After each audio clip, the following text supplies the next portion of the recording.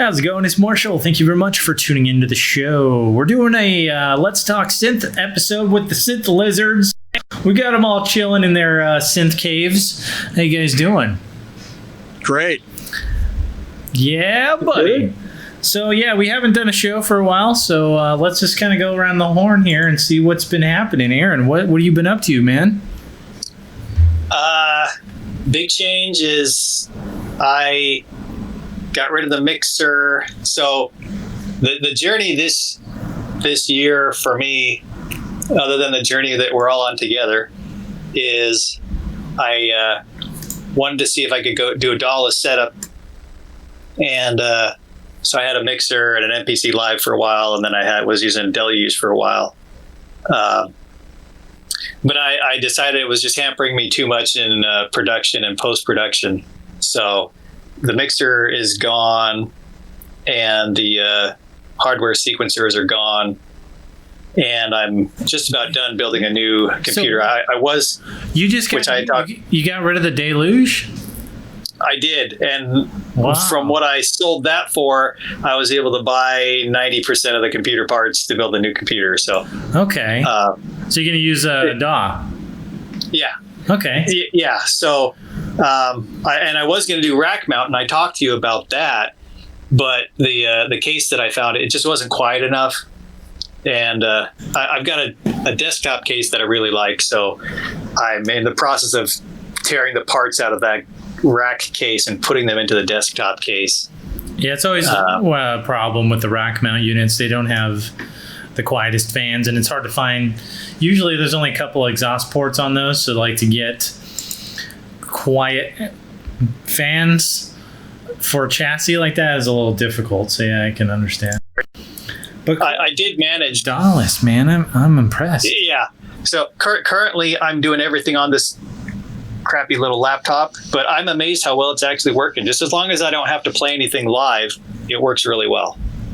And this is like a 2-core mobile processor that runs at, I don't even know, 2.2 or 2.7 gigahertz. Or I'm amazed that it works and it does Cubase okay. And I've got, my synths running, and nice. I'm staying sane. And for folks that want to check out any of Aaron's work, he's got a couple of YouTube channels. There's Imperfect and then Point Surrender. And how's Filter Sweep going on Reddit? We're up to 2.4 thousand people in there. Nice. And I'm still running it like a tight ship. So it doesn't grow fast unless somebody mentions over in the other forum that shall not be named, hey, there's an alternative for you guys that can't stand it over here. And then I'll get like 1,000 people come in a weekend. That's happened twice now. Nice. So we're the alternative synth forum. Alt synth. Cool. Well, thanks for being on the show. Let's check in with Mr. Cow Food. How you doing, man? Good. It's been a while. Yeah, it's been a while. What's new in the synth studio for the Cow Food? What would you call it? The synth pasture? Exactly. Green pastures.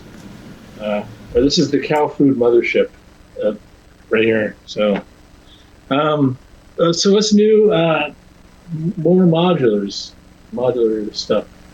I had a Behringer Eurorack Go case, which is 280 HP. So 3 amps on it, and it's running all my modules fine. I got some deep modules that fit on there just great. Me and Aaron were just talking about that, and yeah, I can fit just about everything that needs to be in there. So it does look pretty full, though. You think about getting another one? No. Filling it up? No. I got some happy ending kits that I can, if I need to put some stuff in, I might. But I'm pretty happy with what I've got so far. Awesome. I think I'll run with what I've got. And you're still rocking the MPC one, I see. How's that working out for you? It's good. It's good. I'm using kind of a step sequencer for the Eurorack.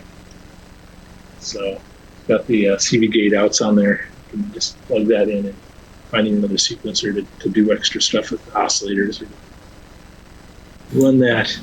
Awesome. So that's about it. Any music you're going to be putting out on YouTube for us? Yes, that's coming. When can we expect? Do you have a time frame? I don't have a timetable, but it's sooner than later. Sooner than later, and I'm working out a workflow, so that's part of the process for me. Yep. I want to be able to get a specific kind of sound that's indicative of what I've been trying to do for a while. Cool. It's a very lo-fi loop-based system, less based in MIDI timecode and things of that nature. So, I dig.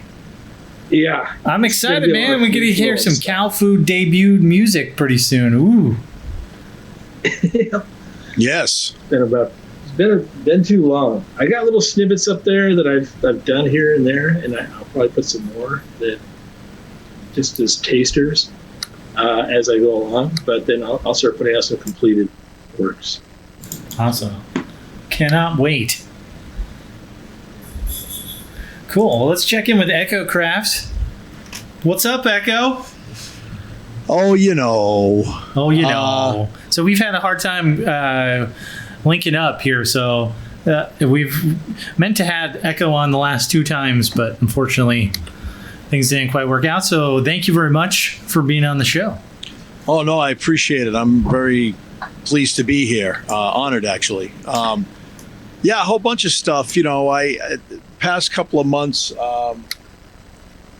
as you can see behind me, I was waiting for the desktop model to come out, but I ended up getting a wave state, Korg wave state, and I told you it was going to live over there, and that's there where it it's is. living. It's living. Yeah. I got rid of a. Did they announce a desktop module? Did I miss that?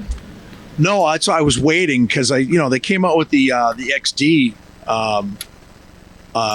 desktop model, so I was hoping that they would do the same thing with that. But I got a bunch of gear that was in storage, PA gear and stuff like that from my old band, and I went up to a place in New Hampshire called the Music Mill, and it's the coolest place I've ever been. The guys up there are awesome, and they basically gave me $780 for all the gear that I traded in. I also got rid of my Theremin, and my buddy was with me, and he said, "Dude, why don't you just get the wave state?" So I literally paid $19 for that. So I was kind of psyched. Wow! Yeah. Yeah. After all said and done, $19, and that thing sounds awesome. Now, what I want you to do, Echo, is go get a screwdriver, open that bitch up, and I want to see if there's a Raspberry Pi in there. I heard it's Raspberry Pi powered. Either Raspberry Pi or Arduino, because I literally, when I picked the thing up and I took it out of the box, I'm like, is there anything in here? Like, it's that light. So I have no doubts if I did open it up, that's probably what's in there. It's really light, and it's right now the way I have it set up. I have it on one of those. It's a larger one of these that you get at IKEA. What is that? So I bought a bunch of these during lockdown, and but what are those? Are those for like shoes, or what would then?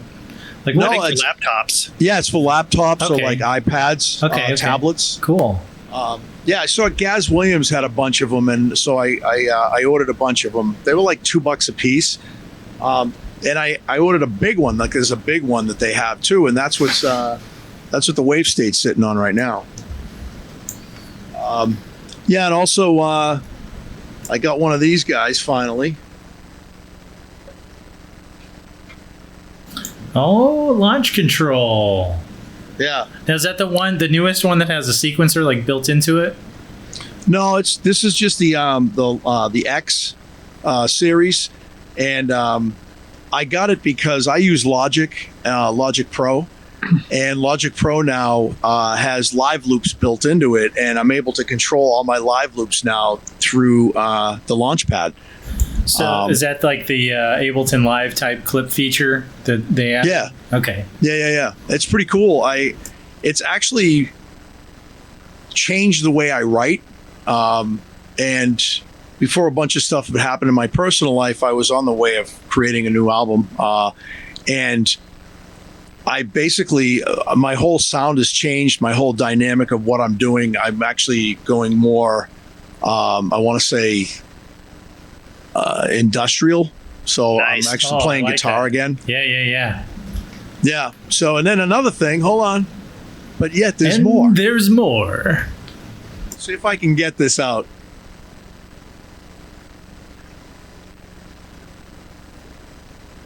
So The suspense is killing me. I don't even know if I can get this out, man. I friended a guy on Fixed record label. His name is Brandon, and he's in a project called the Annex. I don't know if you guys ever heard of the Annex. But he's a super nice guy, and we were talking about guitars on Instagram because I love Jazz Masters and I love Jaguars by Fender, and I had bought one during lockdown, but this is a Squire. What is that strange thing that you have in your hand? It's a guitar. What is I've it? heard about What? those. Yeah, I see. Well, yeah. hold I heard on. the chicks like them. Yeah. I heard, chicks definitely like those more than synths, Hold on. which is garbage, by the way. Chicks should love synths. I don't even know if I can open this. Wait a minute. I think I fixed my audio, by the way. It's not moving anymore. I found another hidden setting. Hidden setting. Yeah, it sounds good. Wait. Never mind. How did I get it back up there? What did I do? So, real quick. So, he gave me his artist relations discount through Fender, and I was able to have a custom built Fender Jazzmaster guitar. This is a complete rosewood neck and everything. It's custom built to my specifications, Yeah, it looks nice. and it really freaked me out that this guy did this for me. And he's on the Fixed record label's name's the Annex. Check him out. He's really good. Very synthwave, industrial kind of stuff, and that's kind of where I've been heading. So yeah, man, that's what I've been up to, and trying to get back into writing again. So Nice. hopefully that'll happen. Does that include a whammy bar on that one? Yes. Why? Yes, it does. Well, it better. So, but if it was a custom build, you should have had him add a couple oscillators, a filter, an LFO. Yeah. Guitars are cool. Guitars, not so much. Well, wait until you hear what I do with the guitars, though. So they're not going to be just. It's not going to be just guitar, regular distorted guitar and stuff. I'm actually messing with a lot of stuff, different things that have oscillation and modulation in them. So Oh, cool. should be pretty cool. Yeah. Yeah, I'm excited. Is it pedal based? Yes. Good. Yeah. Cow food's into that. Well, cool. Thanks for letting us know what's going on there, Echo. With me, pretty much same old. I just did a studio tour, so if you guys are interested, Yes, that was awesome. By the way, That was awesome. thank you. I showed some guys that at work today. They were like blown away. Holy crap! I got the Alesis Ion out here because I'm doing some beta testing with the Blue Arp hardware unit, and it's able to translate MIDI CC from a controller into NRPN. And the cool thing about the Ion is the whole panel here can transmit NRPNs. So it's a perfect unit to be able to test all those types of features out. So that's what I've been doing lately. And I apologize for less frequent videos on the channel, but this has been kind of taking up a good chunk of time. For good reason. This thing is amazing. The Blue Arp, that is. And yeah, that's what I've been doing. I've got some music So in the pipeline. can I just ask a question about that? I Sure. did see that today during the studio tour, and I was like, Are you going to be like doing a full like on video on that, or are you going to? Yeah, I'll be doing some walkthroughs on it, and I did a live performance with it on the channel also. The video before the studio tour was a live jam with the Blue Art hardware unit. Yeah, it's cool. Yeah, it's really cool. It's kind of that missing link for me in terms of live performance with the style of music, that I do trance and house and stuff. Is it MIDI DIN out only? No, it can also do MIDI out over USB. So like, because I think your ARP 2600, the Korg version, that has MIDI DIN in, right? Yeah, it's MIDI in and out through DIN or USB on the new ARP 2600. Okay, yeah. I was like, man, you need to go crazy on the ARP with the Blue ARP, and you know, I'd be like, I don't even know what you call that, Blue ARP squared or something. Yeah, it's coming, ARP squared. Yeah, and I've got some music in the pipeline too. I've been waiting to release it because I figured it probably wasn't the best time to try and drop some new stuff in the middle of a global crisis and everything. So I've been holding on to a few releases. So hopefully those will come out in the next, I don't know, maybe before the end of the year, maybe early next year, I think. So, but yeah. Let's chat some news here, guys. It's been a while, and a lot of stuff's kind of come out since the last meeting we had. But one of the things that I thought was really cool is we've got the new colors on the Matriarch and the Grandmother. Yes. Out with the pastels, right? Thank goodness. I thought they looked hideous before. So now I'm like, maybe I could use a Matriarch. I'm doing the same thing, man. I'm having to talk myself out of picking one up. The aesthetics are like a big thing for me, and I did not like the way the other ones looked. So, what do you think there, cow food? I'm probably differing. Actually, I like the old colors. You like the colors? Well, there's a reason. I mean, if you look at it, you can actually see things as far as what they're routed to quite easily. They actually put a color scheme on the different, even the black modules that are on the Matriarch and the Grandmother. That point to, well, this controls the oscillator's pitch, and it's got the same color scheme underneath the letter, for instance. So it's easier to see where things are at. So if you're doing a performance, things can get a little bit tricky when it's just an all black from a live standpoint. Yeah. I agree, but it does look badass. It looks so much cool. Look how cool that looks. It looks like HAL 9000. Like, I want that.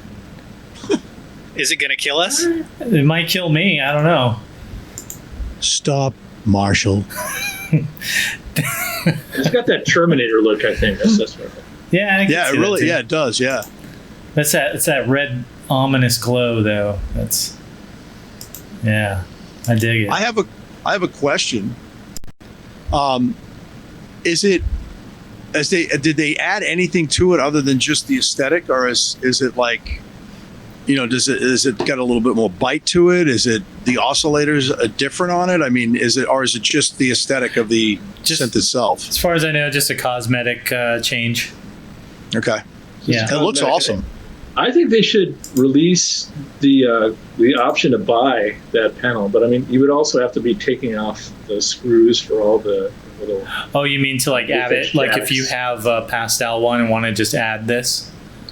Yeah. But panel? if you did that, you would have to know what you're doing, and so they might opt not to do it because people will probably screw things up. The panels.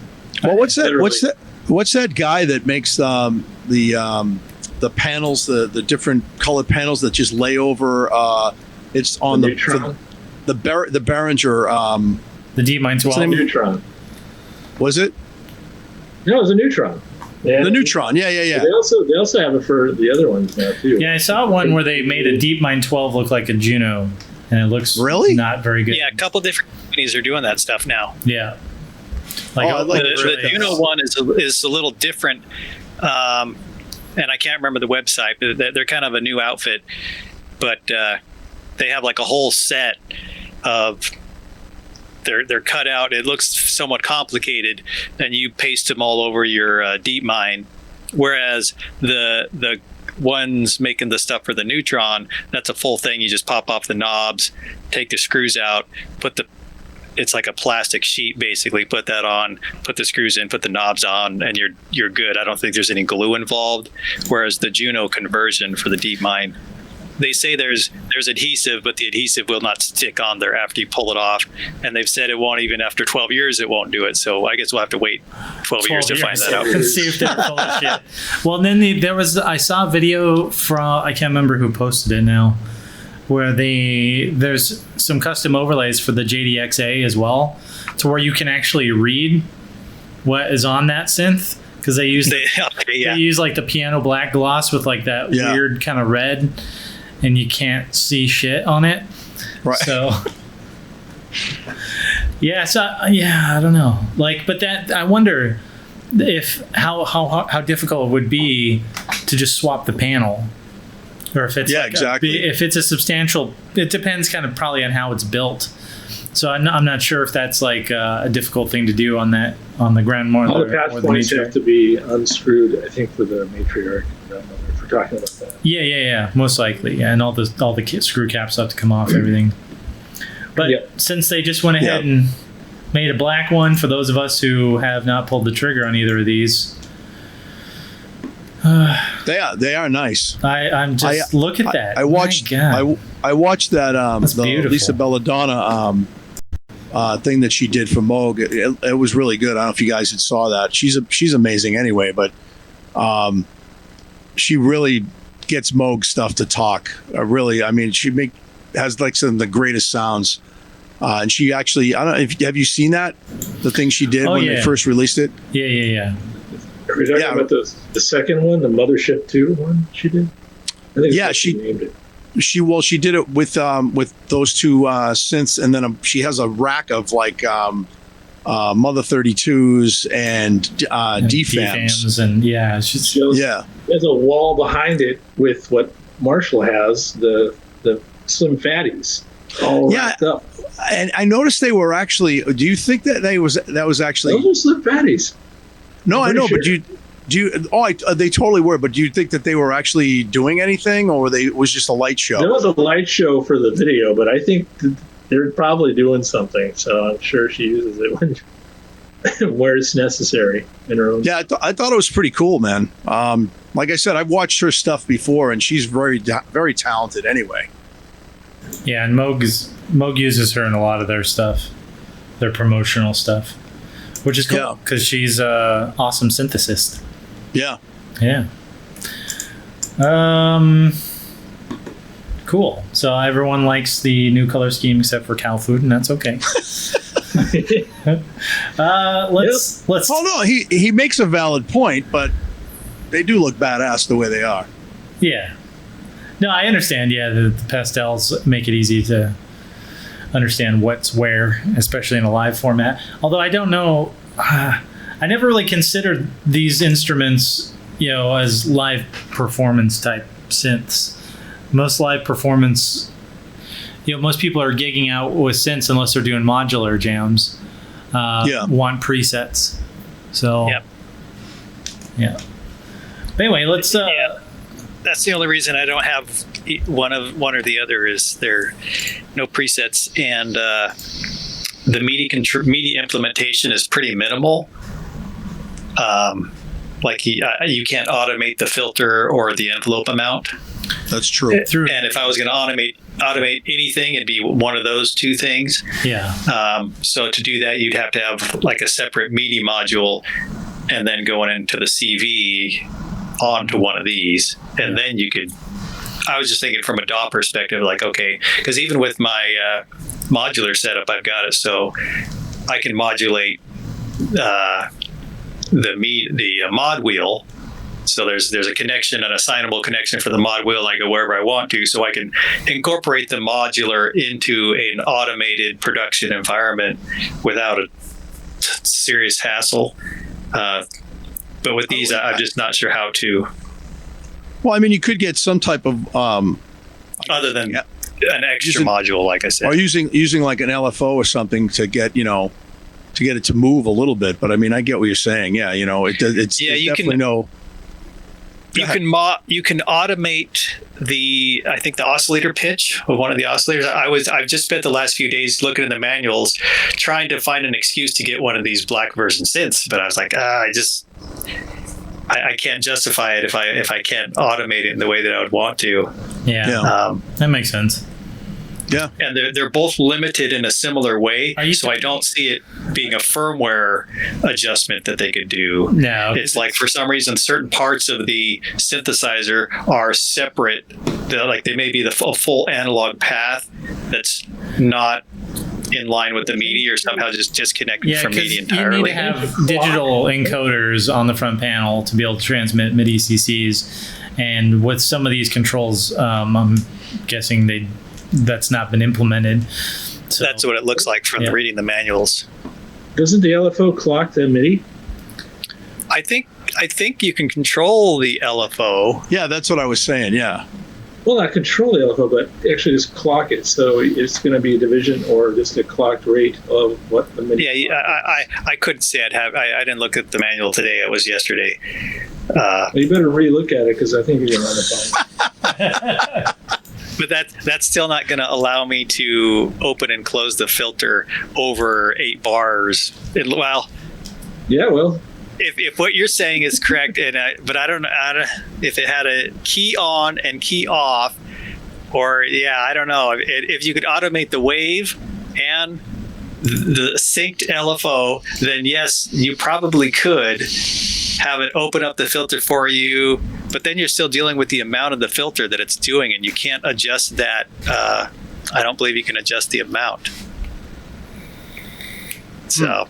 This is probably an attenuator on the on the utility section. I don't know. Yeah. You'd have to get your hands on it. I'm just saying, like, I if I don't want to have to mess with the knobs, All right. So you're gonna buy one.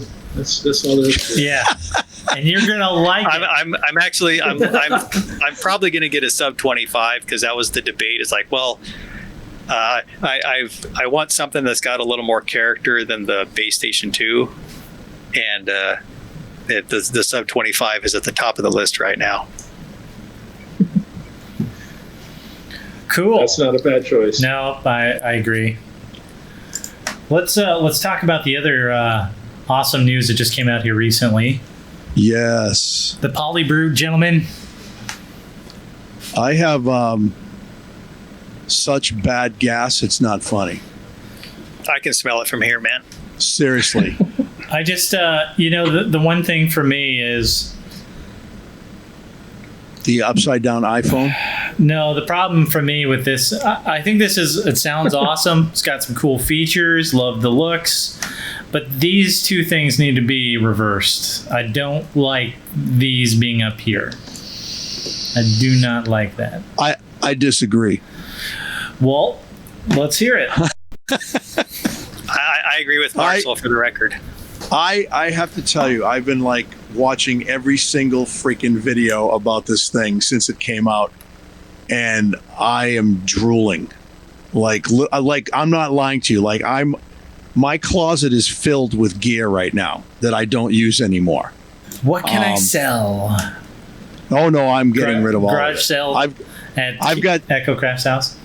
Everything must go. I've got 6 guitars that I don't play anymore. I have 2 right here that I will play.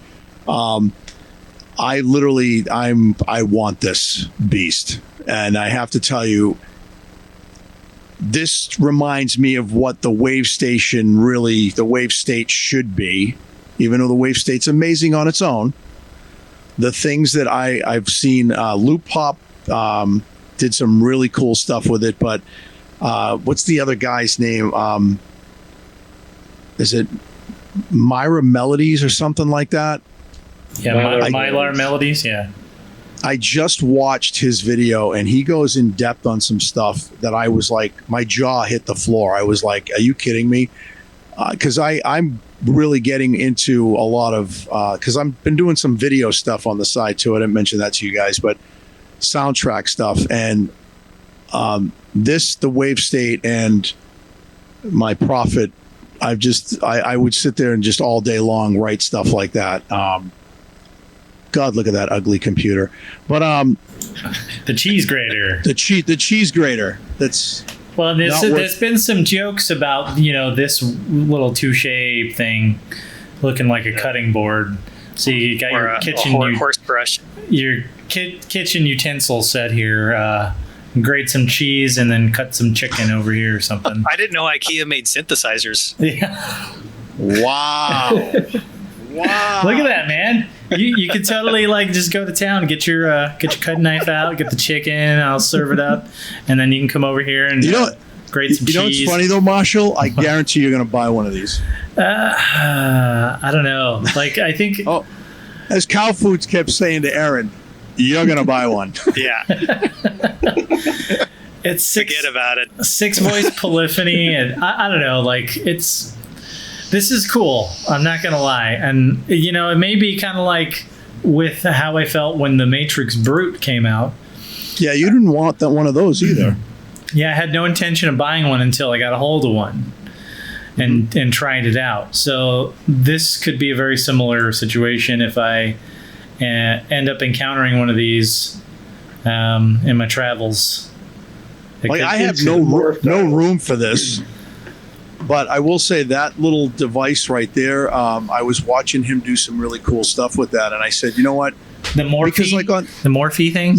That's what they call it, right? Because on the what do you call it? The wave state, you have the XY, the vector little joystick, and it reminded me of that, which I think this has a little bit more. I want to say versatility and flexibility to it than the joystick does. It's got pressure in addition to X and Y, right? Yeah. Yes. Yeah. Which makes it kind of more touche-esque, although I think the touche is a little more advanced than this. Yeah, I agree. Yeah. But it also reminds me of the V-Synth time trip pad kind of thing, just in a different format. You know what I mean? Yeah. And yeah, I don't know. Cowfood, what do you think? It's dope. Are you going to get one? You're going to buy it. Well, I would have to probably sell my OB6 if I did that. I don't think that's... No, I don't think I'd do that. No. No, I don't think so. So I'll send you my number when you decide to do that. But okay, here's my thought on it. I mean, the thing is it just sounds dope. I mean, it's got a lot of controllability with the little ribbon on there, as well as the Morphe, as that whole matrix. That's the power of this synth, in my opinion, is the ease of setting up your mod routines here with this matrix, just like the Matrix Brute. It's one of the coolest things, in my opinion. And it's got an SEM filter on there. I mean, it's got low pass. I mean, it's 3 envelopes, 3 LFOs on there. That's unheard of on an analog poly. The only downside that everyone's talking about is, this is where I'm going to get into some. Is the cutting board? Is 6 voices, not the cutting board, not the sashimi delivery system. Yeah, I wish it had at least 8 voices. I got into kind of an argument with somebody. I agree. Here's the thing: the Micro Freak, right? We all thought I was the last time we talked about that, the Micro Freak. No audio input was my biggest gripe on it. And then lo and behold, they show us this little secret shit on the new one. No, on the old one too. Oh, the old one, yeah. They just didn't tell anyone about it until the new one came out. You could put a TRRS, is it? Or a TRS? Yeah, TRRS, tip ring sleeve, like what you would use for there's the input. Phone. So it's a hidden input that we didn't know about, and then they added a vocoder section. And they were like, you can actually use it as just once the sales start to taper off, guys, we're going to do a white one, add a microphone to it. But my point is, with that hidden thing showing up, a year later or a couple of years later, maybe not. Has anyone opened up the PolyBrute? No. So we don't know what the PCB looks like under there. Nope. Well, I mean, remember what they did with the Matrix Brute? All of a sudden, they had done the firmware upgrade on that, and it was more paraphonic than it was originally. So, I mean, you can actually play three note chords on this thing. I don't think they're not going to add firmware to the PolyBrute to make it an 8-voice. Maybe there is. Maybe there actually is. But maybe there's actually 2 extra blank voice card slots. Yeah, some slots in there, just like they do with the Dave Smith synths, where you can buy the additional voices. Name it. Yeah. Right, maybe there. Has anyone opened it up? I want to know. Because if they hide shit like extra inputs on the MicroFreak, maybe there's a little extra spice going on with the PolyBrute. That would be awesome if you could either double up, or even if you could just get it to 8. There's just 2 more slots in there. Even like on the Prophet Rev 2, it's a stackable board. It's 8 voices, and then I got the separate board and I mounted it on, and it's a stackable 8-voice board, which gives it 16 voices. So you may be right, Kyle Food. That actually might be what's going on inside that thing. So I would. Well, call up Blue Pop. They would have had the same. Give him a screwdriver. Thoughts in Arturia. Pull it open.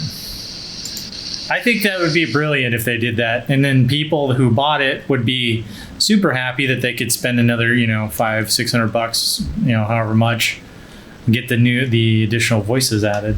Well, the word's out for me. I want someone to open the fucking thing up and find out. Yeah, it's official. We should totally we should message Nick Bass if he'll do it. Yeah, no, he wouldn't do it. Aaron, what do you think about the PolyBrute, sir? I'm surprised that I didn't think that they were going to do this. For some reason, it caught me by surprise. I was like, what? Of course they were going to do this. If you look at their marketing and the names of everything, it's like, well, yeah, of course they're going to do a PolyBrute at some point. At first, I didn't quite understand the controversy around the voice count until I realized that it's bitimbral, right? Yes. In addition to, you can morph from one patch to the other, you can actually do bitimbral. Is that like a high and a low section, or the keyboard plays both at the same time? Do you guys know that? If you put it in the middle, if you put the morph knob in the middle, it will play both at the same time. Oh, okay. Yeah, it's really kind of cool. From that standpoint, I can see that, 6 voices, it feels a little shortchanged, but for everything else, to me, I'm like, well, everybody's fine with the OB6 and the Prophet 6. Why is the PolyBrute suddenly not okay to have 6?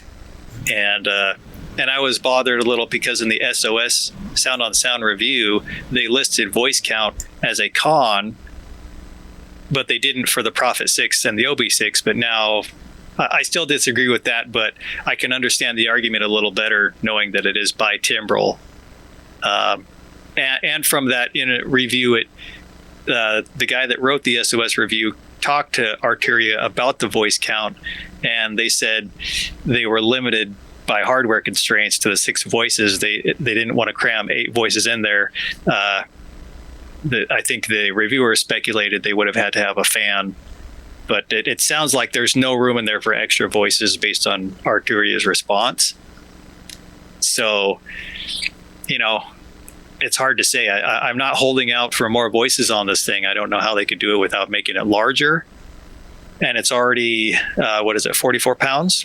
Yeah, it's pretty heavy. It's the exact same weight as the Matrix Brute. Yeah, it's about the same, yeah.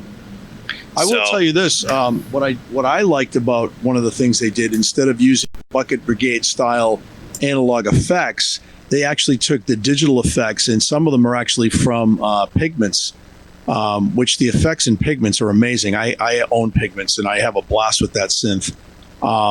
And I was blown away at some of the reverbs and stuff. Very nice, like shimmering reverbs and things like that. The delays are really nice. So, I mean, there's a whole bunch of like things they did to it, which, I mean, me personally, 6 voices, I mean, the thing I think that a lot of people complain about is like, you've got the DeepMind 12, which offers 12 voices. but it's like not all 12 voices play at the same time. You know what I mean? Like, so I mean, it's I think because of the money, because it's the DeepMind 12 so inexpensive, but then again, it's Behringer. You know, I personally didn't care about the I was like 6 voices, cool. You know, I still have a mini log that I use, and that only has 4 voices, and it sounds awesome. So I mean, like, yeah, you know what I'm saying? Like, I get what people are saying. It's also, I think, $400 or $500 versus $2,500. No, I hear what you're saying, and I think that's what the big gripe is with people, is it's so expensive. You know, why are you only limited to 6 voices? But then when you see all the other things that you can do with it, and it stores up to 776 or 78 user patches, which is freaking insane. That's crazy. You know what I mean? Yeah. Usually you get what, like 128 patches you get to store, you know? At least a few hundred, but yeah. The the voice count, I wish it had 8, but that's not a deal breaker for me. For me, the deal breaker right now is I really don't like where these controls are. I really want those to be where the Morphe thing is. And I would never use the smartphone charger. I'd only use those 2 wheels. Exactly. Yeah, this is a wireless charger. Well, that's what I said. It looks like an iPhone upside down. Yeah, it's one of those contact chargers, I think they're called. It's even got the notch there. Charging pad. Yeah, that's funny. But yeah, I don't know. I did like the sound of it. Are any of you guys considering pulling the trigger on this when it's can you buy it now, or is it just pre-order only? Pre-order only. Okay. But anyone gonna buy it? Echo's gonna sell his whole, everything in his closet. I have no room. I'm actually considering buying an A-frame keyboard stand, because I'm going to be getting rid of like some other stuff as well. So I think that's what I'm going to do. Yeah, that's the plan. I'm a no for now. Is that a train at somebody's house? That sounds like a train. Sounds like a vocoder. Oh, somebody's playing something. I'm not sure if it's this video, but it's muted on my end. At least I thought it was. Maybe it's not. I haven't. Regarding the PolyBrute, the last thing I was going to say is I still lean toward the Matrix Brute just because I haven't heard the PolyBrute sound as good. But I'm assuming once this has been in the hands of enough people for long enough, we're going to start to hear some really amazing sounds that will make people just say, yeah, I need to get that. Because the pedigree is there. Well, I remember even with the Matrix Brute, there was a lot of people that really didn't like the way it sounded. Yep. So I'm not one of those people. I thought it sounded Matrix Brute's the best sounding mono I've ever had my hands on.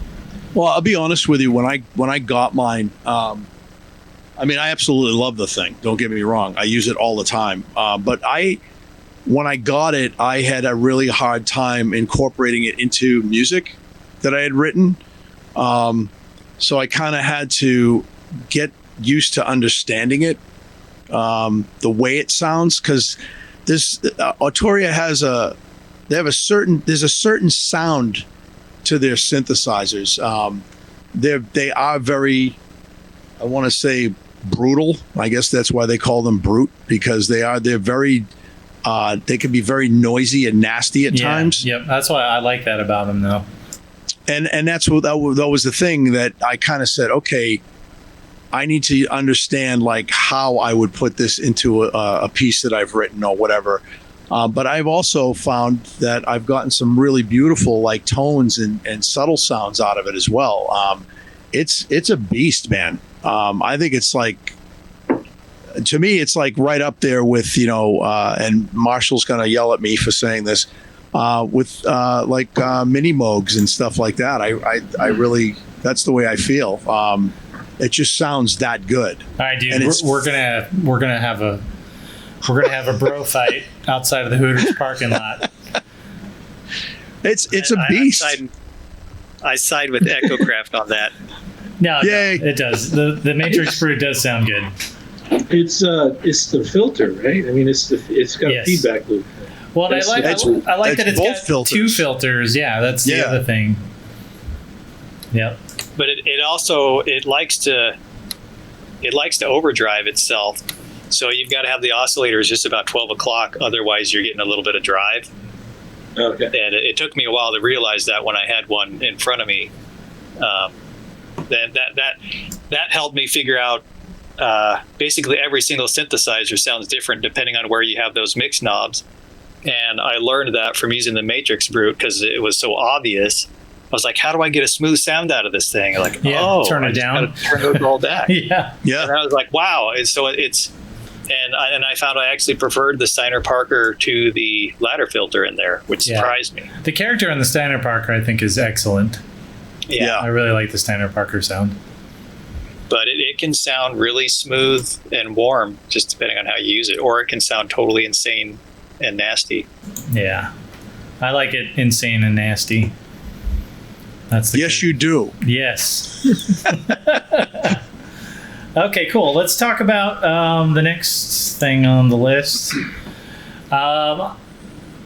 Aaron, you had sent something to me about the analog Rytm, and what's the other one? The Analog 4 Mark II. yeah, but they just getting a cosmetic facelift as well in black. As far as I know, it's strictly cosmetic. Were they not black before? I thought they were black before. Well, it's kind of like a gray color, weren't Were they? they? Yeah, they were kind of a light gray. Okay. Yeah. Well, if I'm all for the black equipment, like if you make it black, I'm gonna like it, like almost no matter what. What do you guys think of the facelift for these cosmetically? Are any of you guys Electron fanboys? I've got 2. I've got the Digitact and Digitone. Does the cosmetic change to these? Now they match. Yeah. Does it make you feel like you'd maybe want to buy one? No. The Digitact is half of the Rytm. I mean, I've got analog drum shit, and I don't need the Rythm's analog drum engine. And as far as analog 4, well, that's a 4 voice, right? Yeah. I think it is. No thanks. 4 voice, 4 expensive. parts. Right.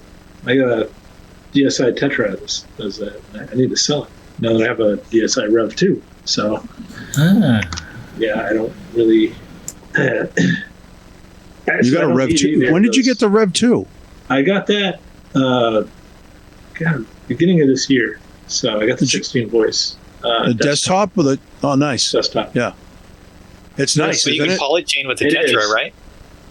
No, you can only polychain with the old Prophet 08. Oh, okay. Not the Rev 2. They killed the ability to do so because they figured 16 voices added to the Rev 2 was ample. You don't need to have a Tetra. Anybody who needs 16 voices probably needs 20. Yeah. Right. Well, the only way I could see needing more than 16 in an analog synth is when you're dealing something like with the Moog 1 where it's multi-timbral. Yeah. Otherwise, 16 voices is going to be more than enough for most cases, I'd imagine. But yeah. The thing with the Rev 2 about using the voices is you're relying on even like effects and things that you can do with it built in, which actually takes up some of those voices, I've noticed, which is pretty cool. I've got some really lush pads out of that thing, man. You know, that's one of the reasons why I bought it. To me, it's just a pad machine. That's what I use it for. Now, I've heard that the Rev 2 versus the Prophet 08, that a lot of people prefer the 08. True. So, I don't know. Well, a lot of people think that the Rev 2 was a cheaper version of that, and I don't know. Well, what do you think, Mr. Cowfoot, on that? Didn't they cost the same? Like, well, did they? What do you mean, the P08 and the Rev 2? Yeah, I think they were like the same price. At the beginning, P08 was actually more. I think it was. Yeah, it was. Yeah. Was it? Yeah. Okay. Well, I don't know. I've always kind of had the Prophet 08 on my hit list. And the Rev 2, when it came out, it's kind of like, maybe. But then when I heard that it's not as good sounding, if that's even a thing, because it's very subjective. Yeah, see, that's what I'm saying. That's what people were saying. Yeah, and it's pretty subjective. But, so I was like, well, eventually I'll just get a Prophet 08 then. That's kind of my thinking. I would say the Prophet Rev 2 is a better. You like it better? I'm trying to think. Yeah, I do. I mean, 16 voices already. You don't have to like chain them together to get to 16, whereas you would have to do that with the PO8. Right. Yeah, that's true. Yep, I can see that. And also, there's an effects section on there that gives you a high pass filter if you need it. Yep. So there's reasons you would want to use a Rev 2 versus a PO8 if you're looking for that sound. Yeah. Also, the stereo chorus on it sounds amazing. It gives it a nice spread.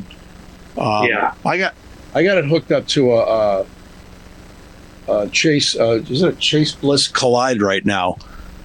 That's what I'm using. That thing sounds ridiculous, man. The reverb and the echo on that. And then when I put the chorus that's built into the Rev 2 on that, it just sounds so fat, Yep. And I think there's also more modulation when it comes to gate sequencing on the Rev 2. I think there's just more stuff going on with the Rev 2. Yeah, it's definitely more feature packed than the Prophet 08.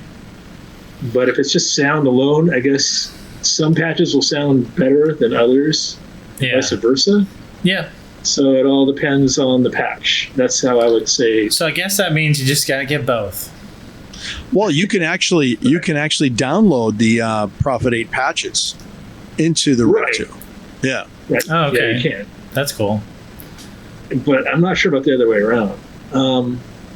But I would say again, it's patch per patch is going to sound better than the other, and so take that with a grain of salt.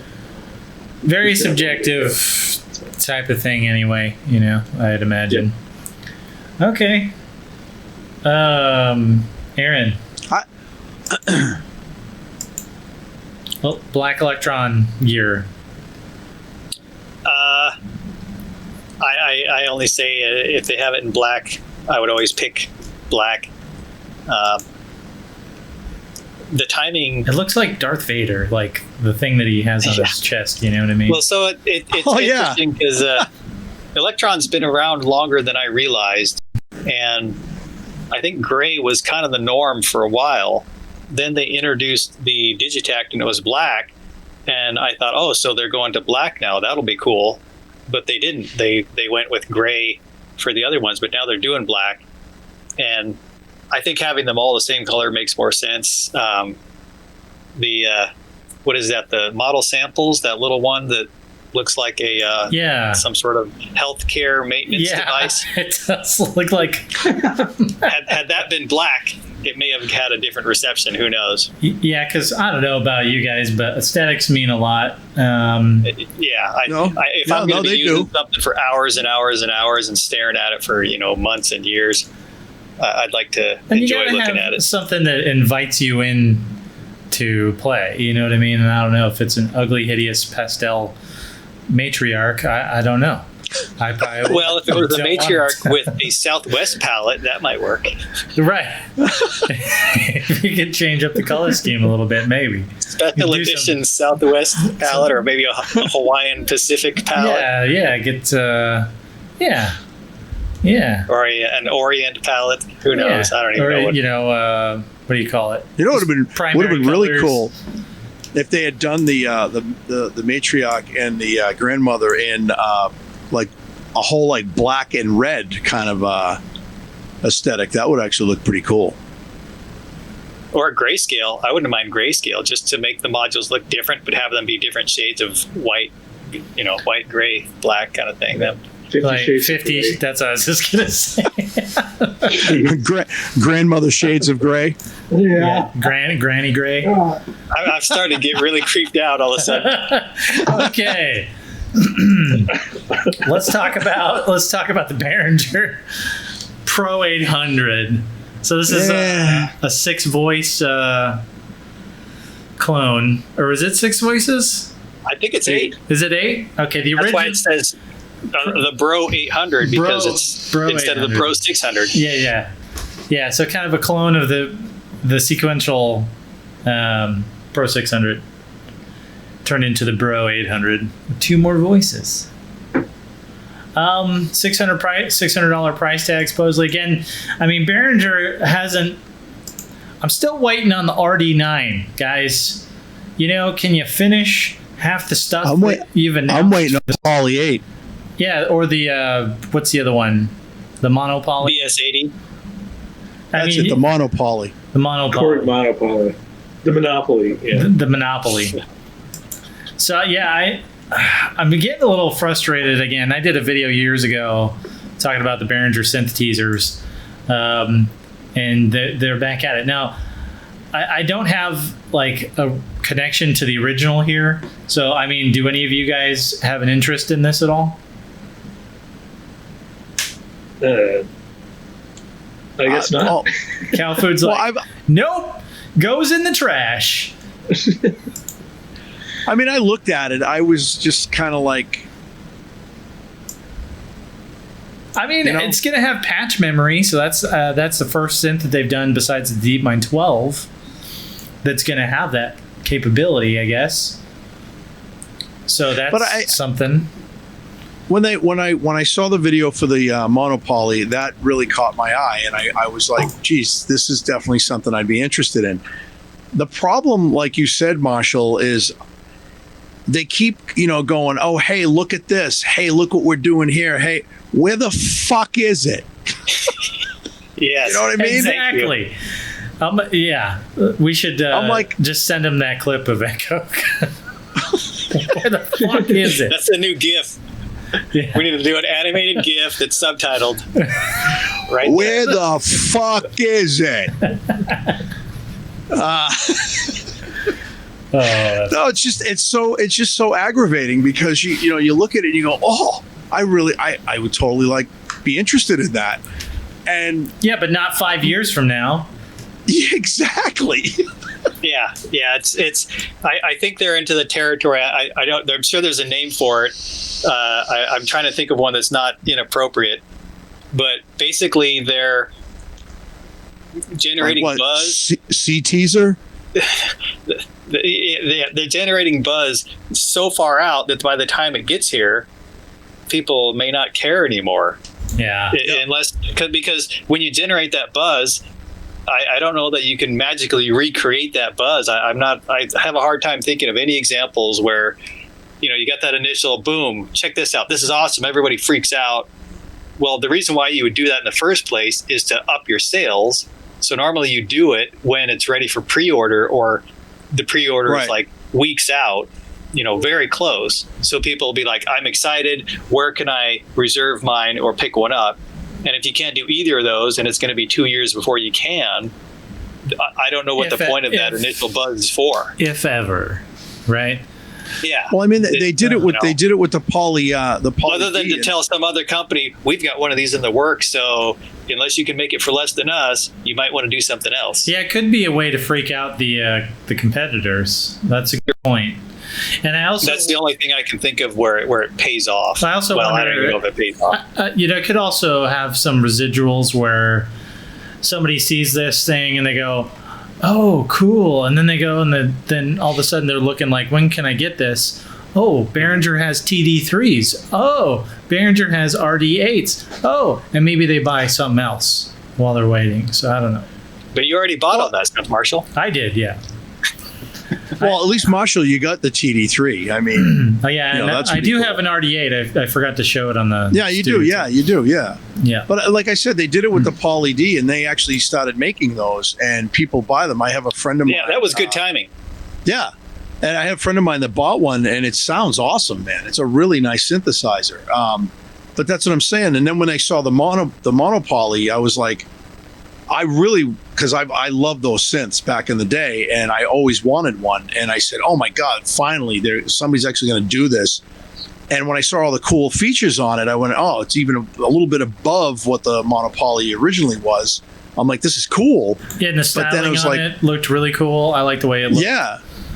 Yeah, I think they nailed it. Yeah, the But poly. where the fuck is it? Where's it at, kid? You know? There is one thing about the Poly 800. they did bring in this guy Glee. Are you guys familiar with this backstory? On No, I haven't heard this. Please do tell. Tell us the backstory. He, I guess, was involved with modifying the original Poly 600, bringing it up to where it needed to be as far as a good poly synth. There was, I guess, issues with the original Poly 600, Like modernizing some aspects. Yeah, and I don't know exactly what those aspects were. However, they brought him on the team to build the Poly 800, and he's I guess basically a modder, and he's sold a board to. So he's Poly 600. he's in the synth mod, into synth modding. Exactly. So they brought him on the Poly 800, and so that gives it a little more like maybe this is actually going to be something. Is that the same guy that they another teaser was the ARP 2600, the mini version of it that Behringer had talked about? Is that same guy? No, I don't think so. That's a different. That guy I think had some direct involvement in some way with the original 2600, if I am not mistaken. I can't remember the gentleman's name, but yeah, I know who you're talking about. That's another synth that's like, where is it? I totally would have bought one of those. That thing looked cool, you know? Yeah. And it was smaller. And Korg with their limited run of the full-size units. But for those who don't have a DSI synth, I guess they're trying to cut in a sequential. Yeah, but sequential and Moog, I mean, they've really... And Roland, obviously. I'm saying if you don't have a Prophet 08 or a Rep 2 or even a Prophet 06, then why don't you just get the Prophet 800 for $600? If it ever comes out, sure. I expect it'll sound really good too, because every clone they've done, as far as I know, has been spot on. Yeah, I'm not aware of anybody complaining that. It's like, one unit sounds different than another naturally with an analog, but it sounds great. I'd say I'd say the one that they've probably missed though is probably the K2. I don't think that I haven't heard it in person, but from the demos, it sounded good to me. Well, there's a guy who did a head-to-head with it versus. I watched the Starsky Car did a really long video on it. I'm like, I don't know. Yeah, there was a guy that did a head-to-head though with it versus an actual MS-20, and the MS-20 kicks the shit out. It doesn't. Oh no, yeah, because I think Starsky compared it to the Mini. Well, I was going to say the Mini is only $499. You can still buy one. They just came out with the multiple colored versions. Even the Mini, full size. I don't think quite has the character of the original. Now, it would be interesting to see because Korg's done the full size MS-20 now as well. Yeah, so that may I haven't heard a comparison with that one. Yeah, I haven't either. I don't know anyone that's bought that one. Yeah, I haven't seen anybody with that one yet. I don't know if it's shipping. You have one, but I can't really tell you because I don't have the. You say you guys speak up a little bit. I didn't quite catch you. Oh, I'm saying I've never had an MS-20 in my life, so I can't really say. Yeah. You've got the K2 though, right? Yeah. I guess it has to do with the filters. The filters are not going to be the same. Yeah, and that's kind of what gives that synth its character. It's the main thing. Yeah. That's the thing.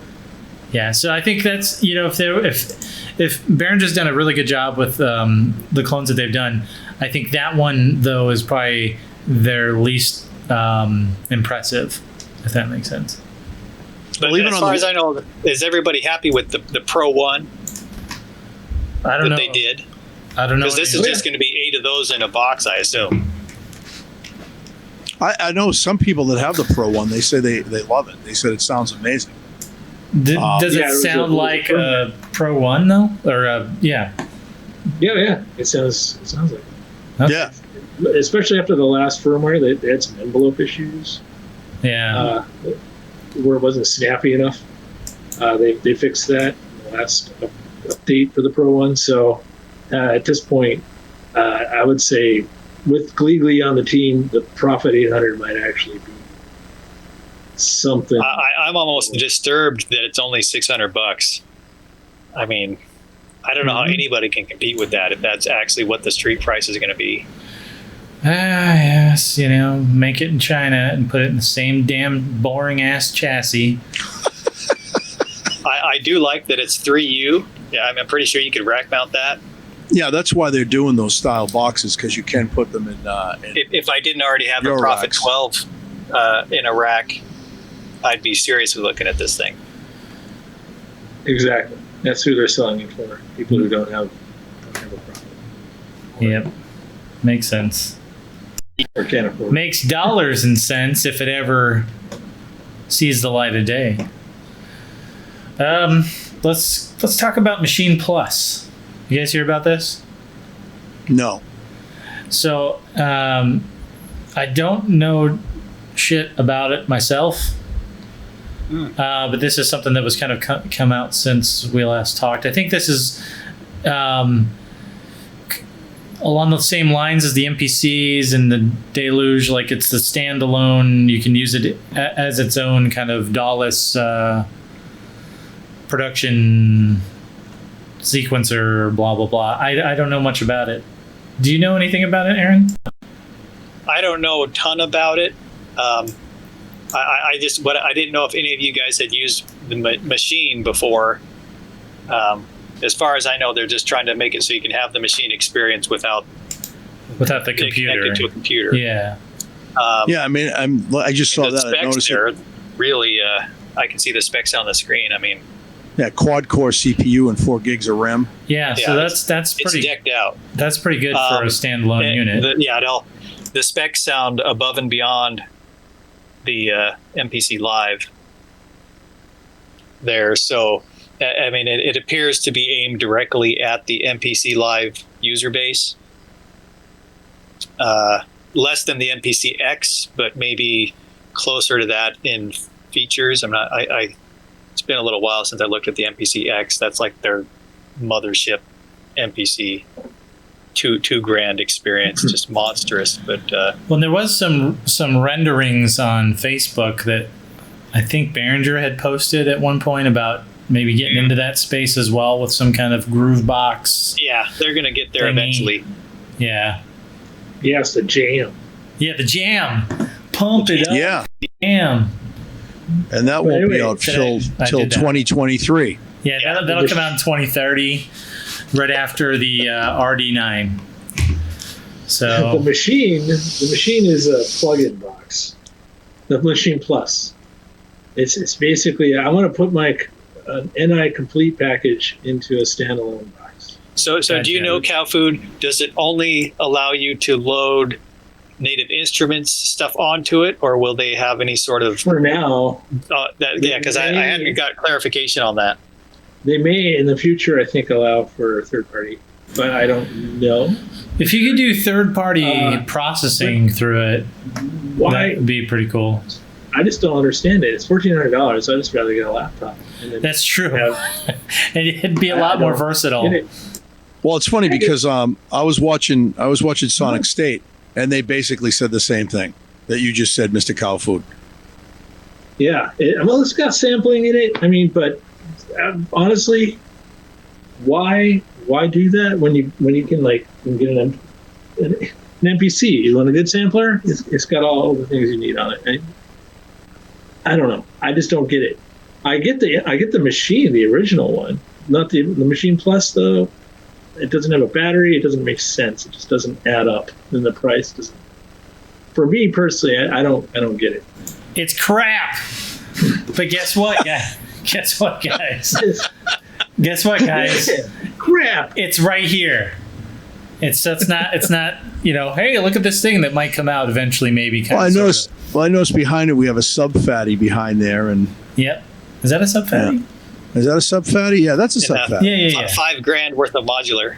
Yeah, exactly. Modular stuff. And he's got the I don't know if that's Hawaiian shirt. I should get some Hawaiian shirts. Rock those. There's the CV gates on that thing. They don't exist, so why do the No CV gate equals no dice. Is that kind of like sure microphone? Is it as bad as the guy riding the bus playing the Jupiter XM? The man bun With his Cow Food's gone full off my lawn with the Maschine Plus. Yeah. So tell us, Cow Food, how do you really feel about the Maschine Plus? It's crap. No, crap.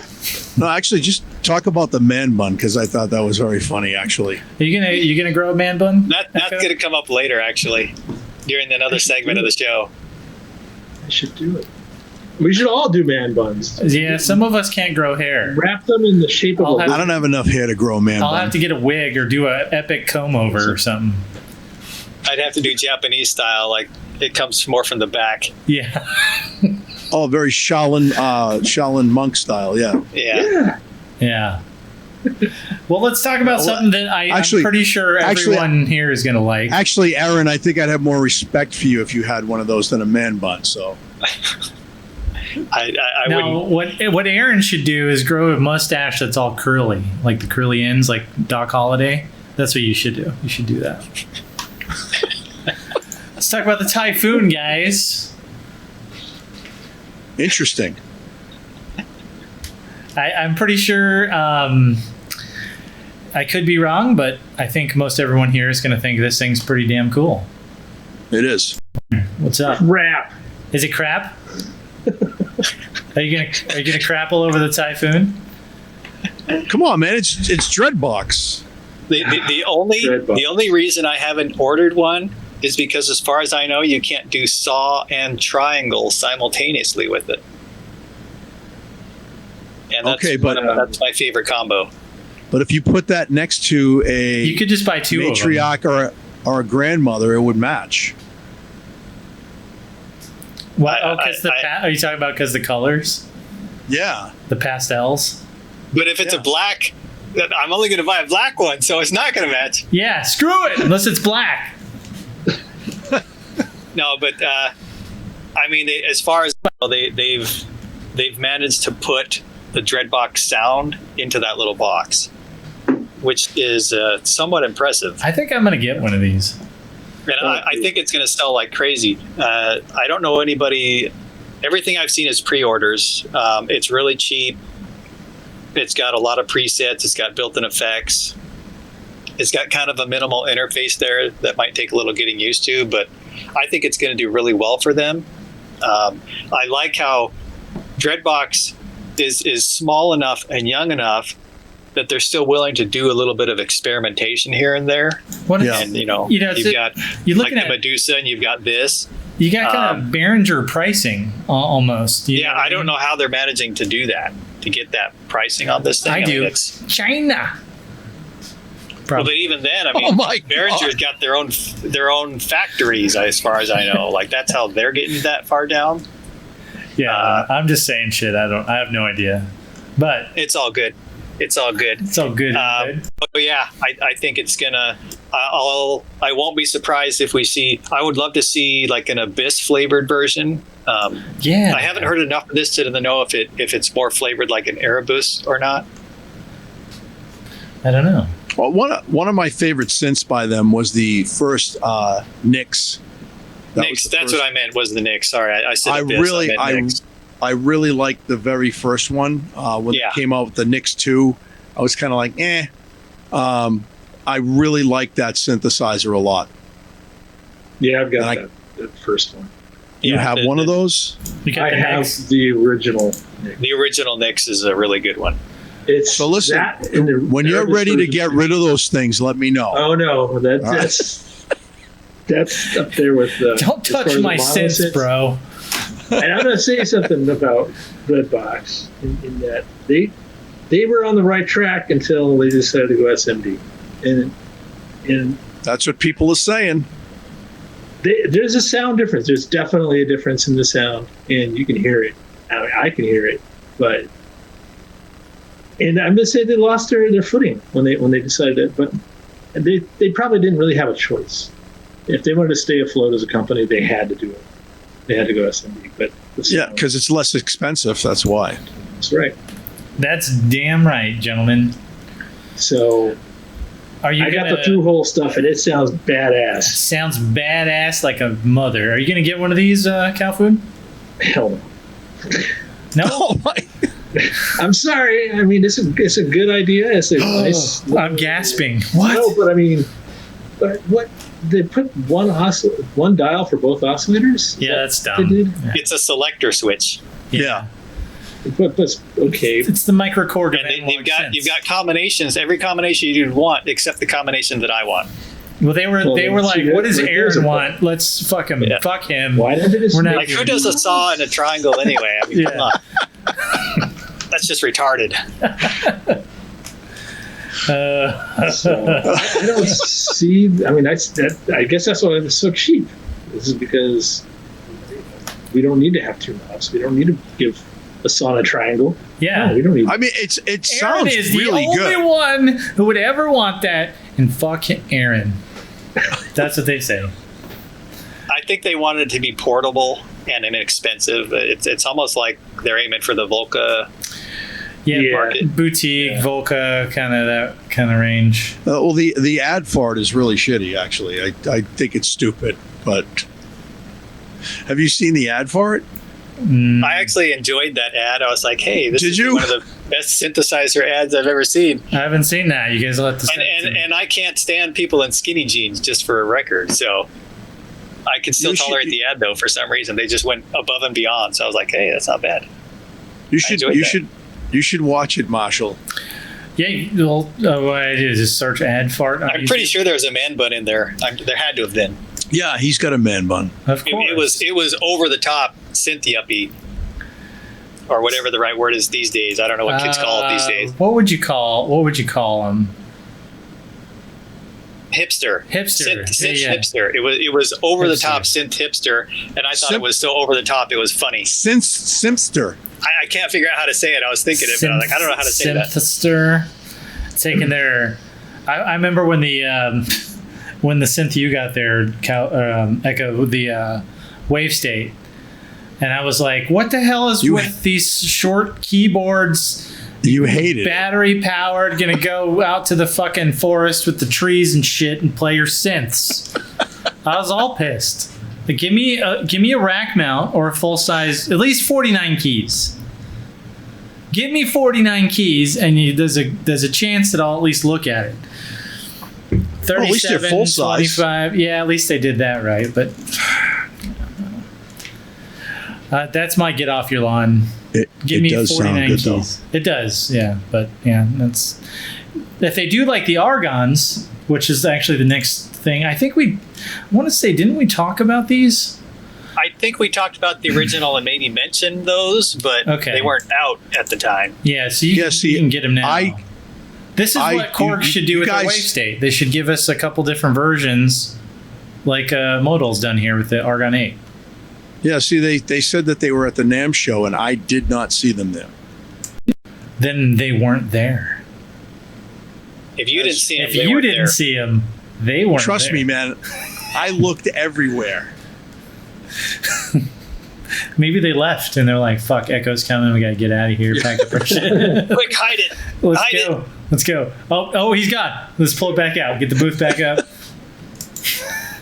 So yeah, They had Echo Dar and everything. I think- like, he had a little dot. Oh, he's coming. He's coming this way. Echo Dar. I like Echo that. Dar. Echo Dar, perfect. Everyone is going to have to download that on their phone now, just to make sure that they can disappear when you're around. It's a new app, so people will disappear when I'm around. Be great for my live shows. Yeah. So these are available now, I guess. Jamie has one of these, I think, right, Aaron? Jamie. He's currently making patches. He's not crazy about it, but I don't know enough about how he feels about it, but I'm guessing partially because he's got the little one. Yeah. And when you see him use it, I just feel it looks like he's feeling claustrophobic because it's I don't even know if it's 37 keys. Yeah, the original one. Yeah, I think Is it 37 or 25? It's more than 25. I know that. It's either 37 or 40 or something. It's a little narrower than my Mofo, and that's 44. But eight voices on a 37, it just seems like there's not enough keys. But I haven't heard specifically what he's not crazy about on that. We'll have to ask him this Sunday. I've heard some really good patches because I was seriously considering one, it's been hard because a lot of so people are doing what it's meant to do, which is really interesting. What is that? Wave, not wave scanning, like, but it's got morphing kind of stuff. Yeah, like wave tables. That's it. It's a wavetable synth. Yeah. And people are taking advantage of that. So you have some really interesting evolving soundscapes. But I haven't, until a couple days ago, I hadn't heard bread and butter sounds. But it can do bread and butter sounds really well. It sounds really smooth. It can do bread and butter really good. It doesn't sound like full fat butter. It's more like, I don't know, 2%. Yeah, I can't believe it's not butter. Yeah, okay. It's not quite full fat, but it sounds really good. Really, does it? I thought it kind of was like margarine. Oh, man. Land O'Lakes. It depends on what you hear. There's a lot of demos out there that I just didn't. I hadn't been impressed with it until about 2 days ago. I found a guy that finally did some bread and butter sounds. Yeah, really? Wavetables are kind of... They're not conducive for that. They all sound like organs to me. Well, or they sound like shit. Like nasally. Yeah, organs. just all like. Yeah. And yeah, I mean, like Pigments is a wavetable synth. You can get some really cool sounds out of that, but I mean, as far as hardware ones go, I'm not quite sure. So the Hydra basically the wave state is basically a wavetable synth, right? And the Hydra synth as well. And again, Hydra synth, I think there's two main things about that synth that I think make it popular. One is the poly aftertouch, and the wave morphing. So, and the ability to... And the interface too, I think. Yeah, the interface was very intuitive, I thought. There's, some people aren't fans of it, but, the Hydra synth? Yeah. In terms of the control. I'm surprised Echo doesn't have a Hydra synth. You don't have one, do you? No, I got a chance to play it at NAMM. It was really cool to play. It was a lot of fun. But I think it was very intuitive. I think even it kind of struggles with those bread and butter sounds. And again, I mean, I think the main... I haven't heard a lot, only a few out of that. But my impression is it might do okay. I'm not sure. I mean, the warm mode supposedly was an improvement. They added the warm mode to it, but I've heard people say that they still just aren't the biggest fans of it. And, maybe they're just not big wavetable folks. But I think if you want bread and butter, you need to get something that's good and known for bread and butter. I wouldn't go... Well, you can do hybrid. Yeah. Or a hybrid, yeah. I agree with that. Something that you can get those easily. Wavetable in general... PolyBrute.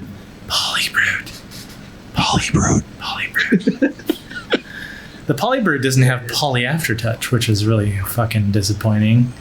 But it's fucking cool. Does it have MKII? No, I don't think so. Well, that could be firmware. That could be a firmware change.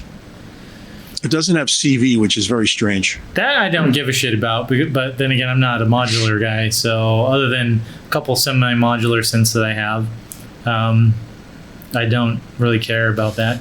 Cow food, you care though, don't you? Is that a problem for you? Obviously. I don't care. You got your issues. I don't care. I don't care about you and your modular CV. Get out of here. You're going to be all worried about modular. It's just scary. It's too much. I don't care. I had a modular. It was a Pittsburgh. That's... And I sold it. That's cool. Oh, man. I just didn't do... I don't know. If I do a modular, I think I'm just going to do individual modules from different companies like most people do and Isn't that get into it that way. Isn't that so? You bought like a whole setup that was just all Pittsburgh modular. Yeah, it was called the System 7. Oh, okay. Or System 10 Plus. It was called. Oh, And you hated it? I didn't hate it. I found myself going down this rabbit hole of like patching stuff and just never creating anything. Yeah. So it's funny because that's the main issue that a lot of people complain about with modular is so many of the modular videos are atonal, randomized, because when you have this wall of stuff, it's really easy to get carried away, and everybody just ends up trying to do a Krell patch. Oh yeah, so then it's like I got like 687 patch points. I got 687 cables. Let's just plug them all in. Yeah, if you just want to get it done, modular, it's hard to justify going down that route if you're just trying to be productive. Look! I see him. I see him right now. Krell patch. That's all I do is make Krell patches. You've got one in there right now, don't you? He just has to turn up the mixer. Cow food. That's impossible. You haven't even completed your man bun. I'm working on it. I'm growing it out, son. It'll be done when Behringer releases some of their synths that they said 3 years ago that still aren't out. Oh. Yeah, the monopoly. I'm actually thinking about that one. I don't know. The PolyBrute, though, that one is. I might save up for that. If it comes in black, I'll get it. Yeah, if they can make it black, I'll buy pretty much anything. Because then you won't be able to notice the horse brush on there so much. Yeah. Oh. And then what I would do is I would take it apart because cow food told me to. And then I will rearrange where the wheels go. Because that's a big problem. They won't work anymore, but I'll put them in the right spot. You guys are brutal, man. Just a good time. So yeah, I think I'm kind of out of news here. I wanted to do like kind of a thing, for the folks here where we talk about just some synths that we hate. You always see talking about didn't we already cover that? This synth, I love this synth. What about the synths that you hate? Do you guys have any synths that you love to hate? Yes. Oh yes. Tell me, please. The sub-fatty. You don't like the sub-fatty. Tell us why you have. You're going to have to qualify that response. I owned it for about 2 years, and then it died on me. Yeah. Didn't you send and get it fixed even? I did. I had it fixed twice actually, and then I sold it after the second time I had it fixed. I hated that synth because it just wasn't meaty enough. Like I had like this. I had a Slim Fatty, which I wish I never got rid of, because that synth was just ballsy. It had a lot of balls to it. Yeah. But the sub Fatty, man, they had this whole new. I think that was the last thing that Bob Moog had worked on or something like that, and then they added some other stuff to it. I thought the Slim Fatty and the Little Fatty, I think, was the last one. I'm not sure if he had anything to do with the Sub Fatty. I forget what it was, but I mean, I used it mainly for bass lines, but it just didn't have enough bite to it. And then when it died the second time, I just said, that's it, man. And I sent it back because I had the warranty and stuff, and they fixed it. And then I just basically sold it because I said, you know what, this synth isn't cutting it for me anymore. Yeah. I actually bought piece of crap. I bought a Mother 32 instead, and I love that thing. That's a totally different palette too. Well, and I was Yes, just it going to is. ask you. So since you just told us the synth you love to hate, what's the synth you love to love? Oh, I'm gonna say the Matrix Brute. Yeah, buddy. I love that synthesizer, man. There's just so much to it, and there's so much fun to play around with and discover new things with it. and the sequencer on it is just stupid. It's so much fun to use. Yeah, the whole matrix part about it is as far as like, you know, routing things and stuff is just awesome on it. It's the best synth for programming patches I think that I've ever used. Well, yeah, I mean the Moog one's pretty damn close, but the Matrix, the way that works, is by far the most accessible instrument synth-wise that I've ever used, I think. Yeah, absolutely. Cool. Well, cow food. Let's hear some synths you love to hate, and if you don't have any, you know, that's okay. But there's some that maybe you just, you know, you don't like that much.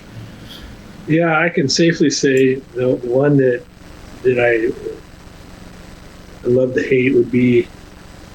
Well, I've never had it though. That's the thing. I mean, I guess I've had one of them. I had the Orbit, but the Emu, Planet Fat, and then the Mo Fat. Oh yeah. My God. The Mo Fat. Those are the two that I was like, oh my God. Yep. Would you? I mean, those are horrible. They're kind of romplers, though. I mean, do we consider romplers synths? Yeah. I mean, yeah. Yes, they are. I mean, it has, I guess, some. Does it have a filter? Does it have a filter and envelopes, or is it just? Yeah, it's the Z-plane filter. Yeah. Is that what it was? I'm trying to remember. I had an Orbit, so I got rid of that thing. I had both of those, dude. All right, so you know what I'm talking about. I mean, oh yeah, I do. Ugh. God, why did I buy this? I had such buyer's regret. It had to have been because it was like purple and shit, right? Looked like the Orbit was yellow. I thought, oh, it's Emu. It's got to be good, man. Oh, yeah. Great samplers. This is going to be something that'll really add to my. It's the future, bro. Work. Here we go. Yeah, and I got future. it. And there it is. Look at that bitch. There it is. That's really yellow. That's not just kind of yellow. That is 90s yellow. That's yellow. That's like, hey, let's go rollerblading and then get our synthesizers. And then you had the purple one to match it. That's the Planet Fat was purple, I think, right? Yep. And that one you didn't have, but you just loved Mo to hate Fat because they needed Mo of it, I guess. Mo Fat, Planet Fat. You're fat. Why? Your mom's fat. NPCs were out. Those things. Let me ask you, Mr. Cowfood, did you have a Proteus one? No, I didn't. Okay. I had a Proteus one, and that's why I bought those two. Oh, because okay. I thought they were going to be just as good. Right, and then you found out. Oh God. God! Oh crap! I want my money back. Sorry, no returns. Got to take it to the fucking pawn shop now. And I think you already know the one that I love. So let's hear it. You gotta tell the world. Profess your love for that synth. OB6, obviously. All right. As far as synths go, as far as a full synth, that's the one. Cool. I mean, I have some mono synths I love too, but. Yeah, the one you love the one I love is a Prophet 6. Cool. That's definitely. But you have the OB6. Sorry, I meant OB6. Did I say Prophet 6? Was that a Freudian slip? Do you actually wish you had a Prophet 6? Yeah. Listen, I know we always, you always want what you can't have. Tell us how you really feel. You're just going to have to make do with that OB6, bro. I wouldn't mind having a Prophet 6, though I got the Prophet Rev 2. Yeah, you got your Rev 2. It's not a 6. Yeah. Yeah. Aaron. Rub it in. Synth you love to hate. I couldn't think of any that I can clearly say I don't like this synthesizer, but there's a fair amount where there's something about it that I just couldn't hang on to it for very long. Like the System 8.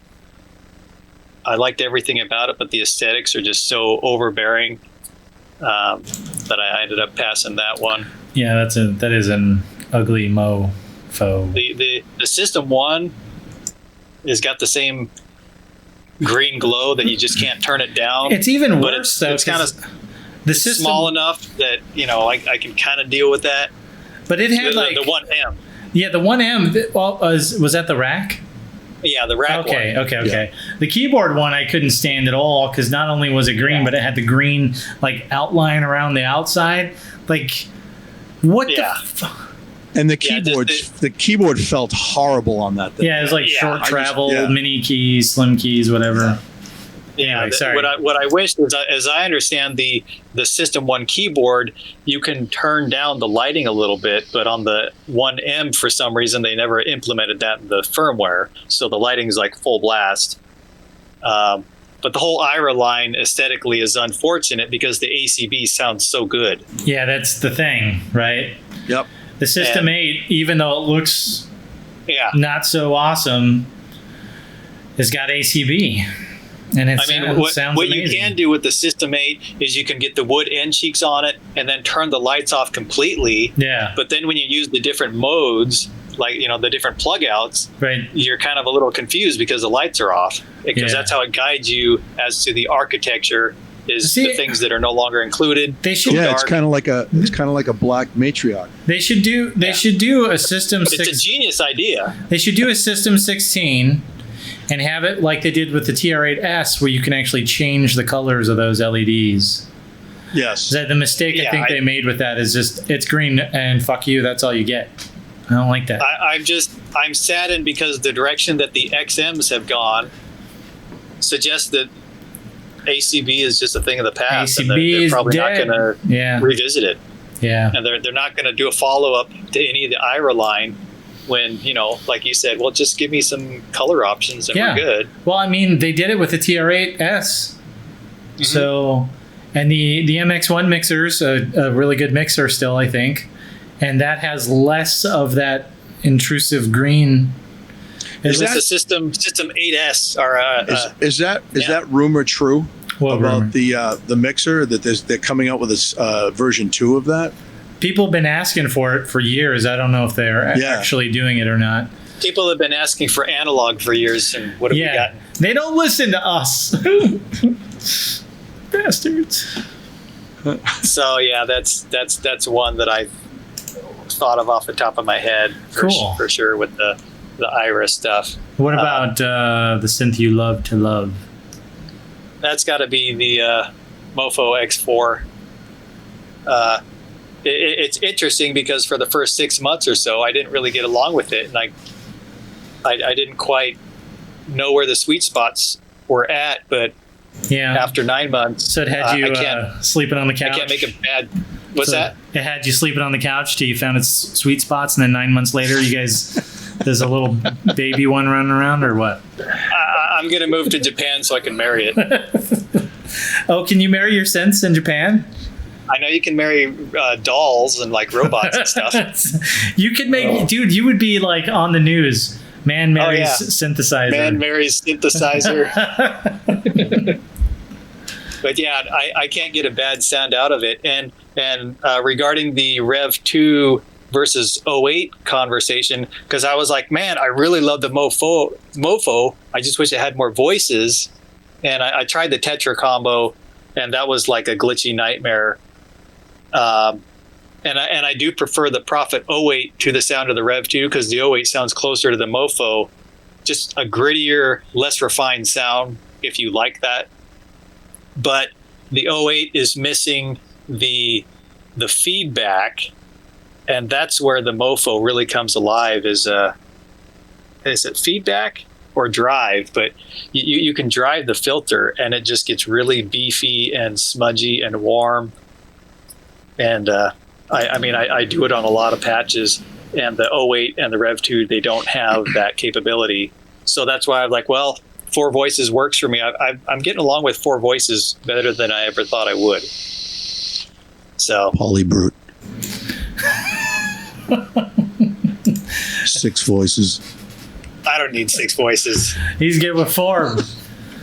He's going to Japan. We're gonna get invitations. You're gonna buy. I gotta make T-shirts. We're going to Japan, guys. We're all buying PolyBrutes. Just get over. That's it.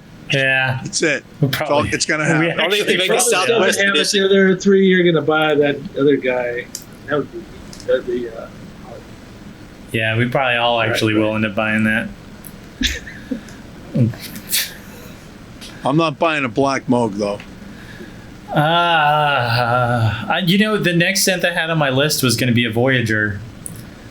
Oh. But oh. yeah, and then after that was going to be a Wave 2. So I don't know. If I can get through those relatively quickly, I might see something else that's new. We'll see. PolyBrute. We should all say that together at the end of the show. Okay. So, and I'll give my... I think anyone who knows me knows the synth I love to hate is the DX7. It's ugly. It's brown. It's I knew you were going to say that, man. It's a piece of shit. And never would have guessed. It sucks in every way you could ever imagine. And it's the most terrible thing on the planet, really. It's worse than the Venom, huh? Yes. I mean, the Venom would be probably number 2. How much? I want to know how much worse than the Venom it is. Like, I like the Venom. Like, give us a numerical value. It's probably 10 times worse than the Venom. Oh, wow. Well, the Venom's playable. And the Venom has some unique features that you can get to in a way. The DX7 is brown. That's a big problem for me. And it's terrible to control. So, and I know you can get deck set and you can get I don't give a shit. I want to make my own stuff with the unit. I don't want to sit here and go, let me get my... Do they have like an external control box like they do for the D50? No, I don't think so. FM is, the best implementation for control surface in FM that I've ever seen is some of the stuff that the Look Mom No Computer guy did with the Sega Mega Drive. And he built... It was like a wall of knobs. Yeah. Because you're basically taking sine waves into sine waves into sine waves. And so you need to be able to control the amplitude of all those different sine waves. And that's the best way to do it. The best software implementation I've seen for FM is Citrus is what it's called, I think. It's one of those synths I think comes with Fruity Loops.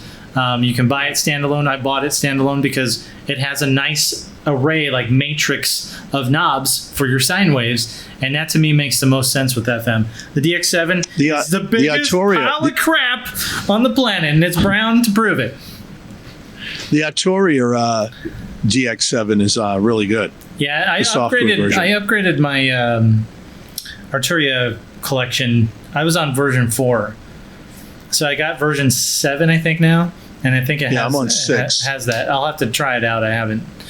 I just think FM in general is much better utilized in the software realm, unless you can create a wall of knobs, which no one's going to do. So it'd be interesting, though, because the core OP6 or OP6, whatever that they were teasing, is the one in the glass case. The one in the glass case. It's supposedly an FM synth. That still is not going to. Chrome.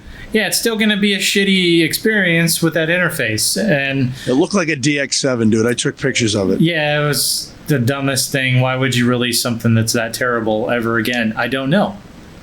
Now I understand in the 80s, everyone's like, "Oh, this is cool because it can make a bell sound."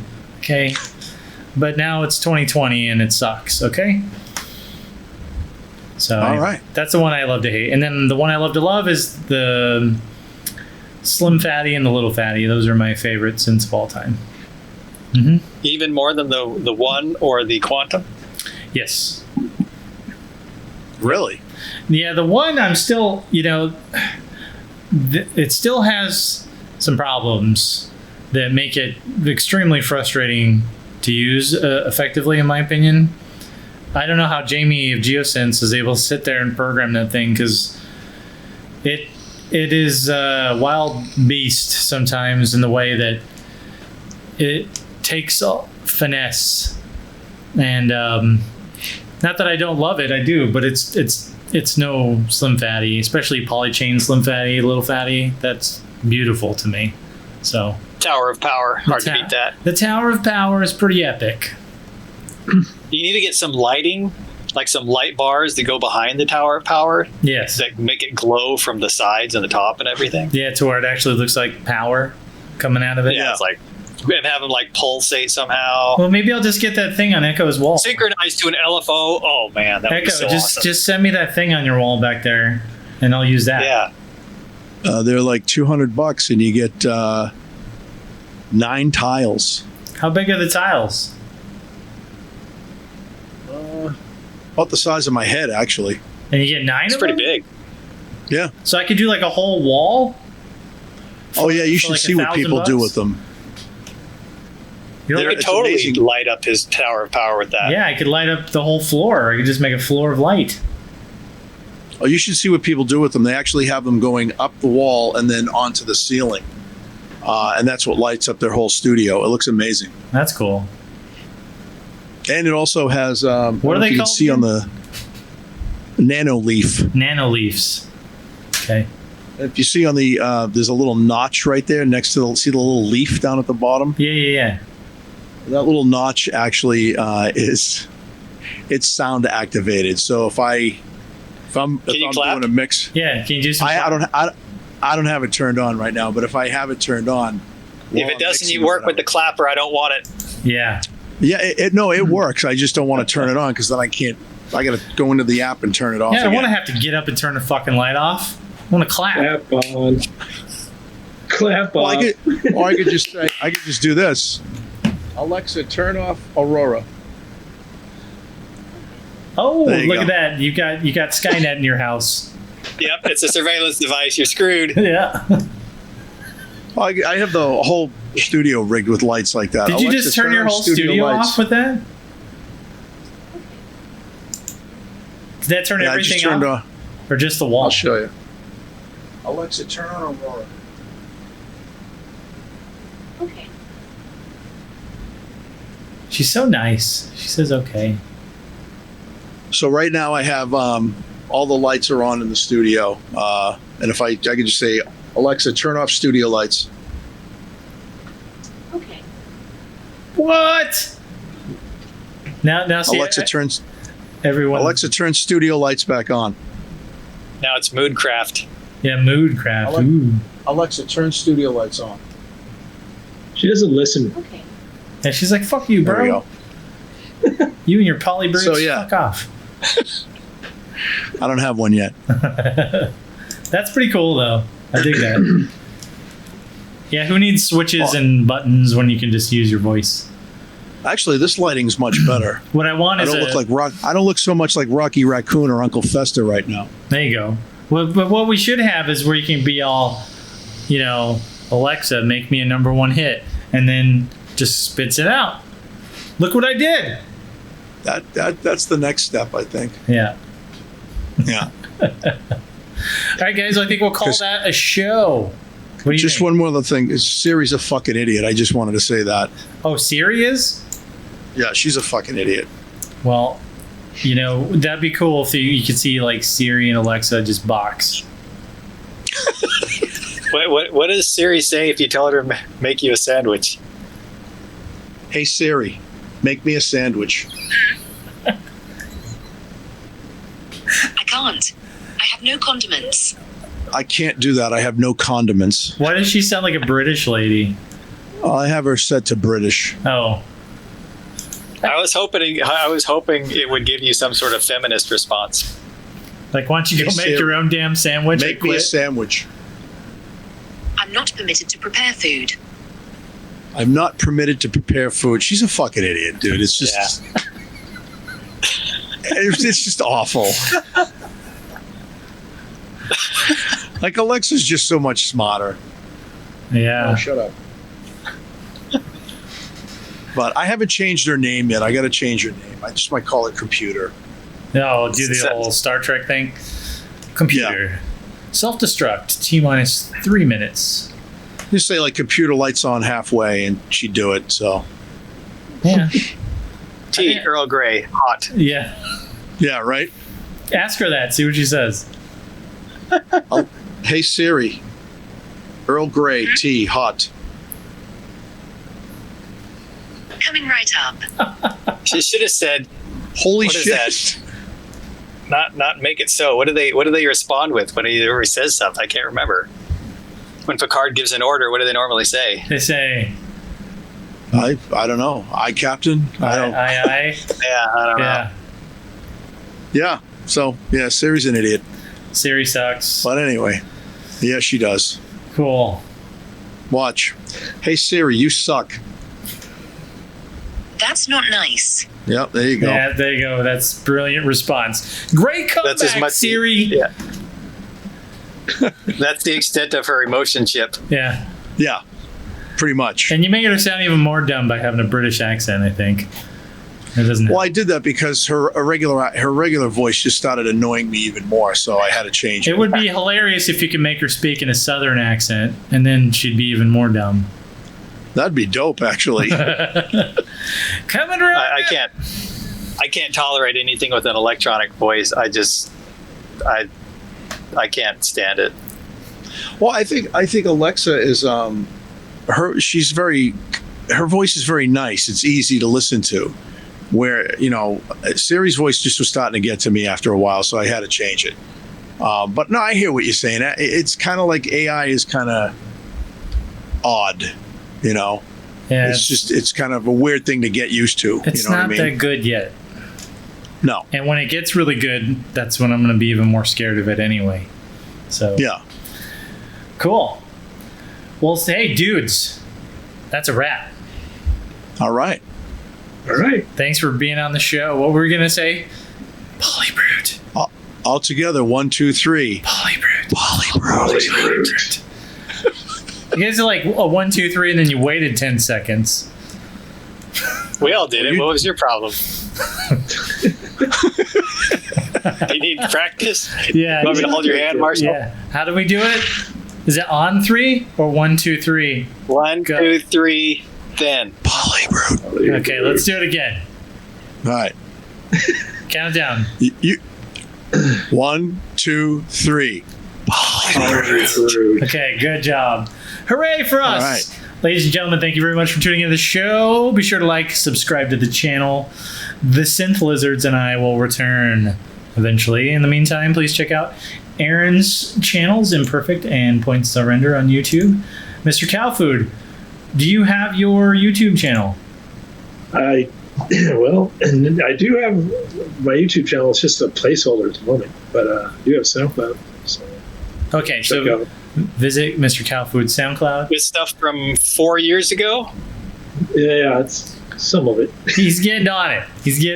We're going to get I'm down. getting on it. Getting on it. You'll have some stuff up there. Excellent. EchoCraft? Tell people Yes, I have a where they can find it. website. It's echocraft.com. I also have a YouTube channel, YouTube.com/echocraft. And you can also hear me on Spotify, Apple Music, Tidal, and wherever fine music is sold. Excellent. And ladies and gentlemen, that's a wrap. See you later.